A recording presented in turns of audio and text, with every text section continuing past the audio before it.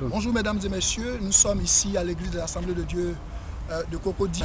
Nous sommes sur les vestiges d'une fouille pour l'installation d'un mur tracé par le ministre Cissé Bakongo selon les témoignages que nous avons recueillis.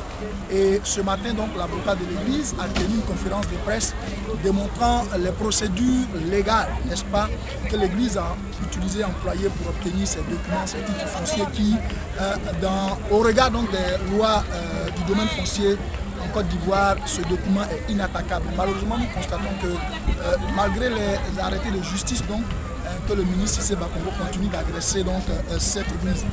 Et le pasteur Boignon a dit que lui, il est toujours pour la légalité. Il aura toujours à faire recours donc, à la loi. Et nous constatons que tout simplement l'église a fait valoir ses droits. Vous voyez bien sûr que cette fondation divise le domaine de l'église en deux.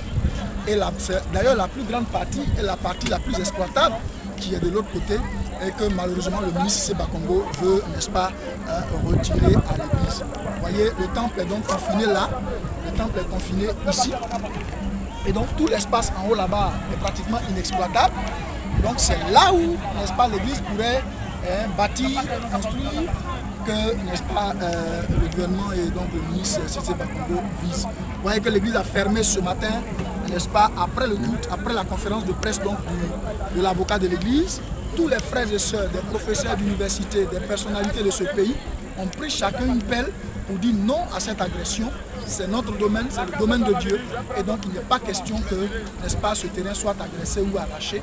Et donc unanimement, toute l'église a fermé donc ce tout, n'est-ce pas, cette fouille, en y mettant donc les morceaux de briques qui avaient été déposés.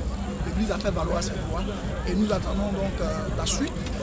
Toutes les assemblées, toutes les communautés chrétiennes aujourd'hui en Côte d'Ivoire sont au parfum de cette affaire et suivent de très près le déroulement de cette histoire. Donc nous sommes solidaires en tant que jeunes des assemblées de Dieu de Côte d'Ivoire, solidaires donc de ce qui se passe ici à Cocody. Merci, c'était Alain Dobi.